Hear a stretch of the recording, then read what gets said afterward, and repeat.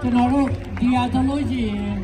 3လလောက်ကျွန်တော်တို့လောက်ခဲ့ရတဲ့ပြီးဖြစ်ပါတယ်ကုန်ကြငွေက135သိန်းပဲဖြစ်ပါတယ်135သိန်းကျွန်တော်တို့အစိုးရဌာနကနေပြီးတော့ကျွန်တော်ရန်ကိုထောက်ပံ့ထားရင်ဖြစ်ပါတယ်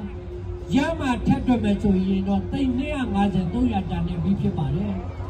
အခုစိတ်နှပန်းသဘောမျိုးလေးအတွဲလေးတွေချပြီးတော့အလှပြရပါတယ်မီနီကားတွေရှင်းပြီးမီနီကားတွေကျွန်တော်တို့ရှူးတွေနော်ခိုးပြန်နေခိုးပြန်နေခိုးပြန်နေပြန်ပြီးပြပြန်ပြီးပြခိုးရောင်စုံတွေပြဟောပြီးလွှင့်ပြီးပလဲတွေထပ်ပြီးပလဲတွေကဲထပ်ပါပြီဟာလာပြီ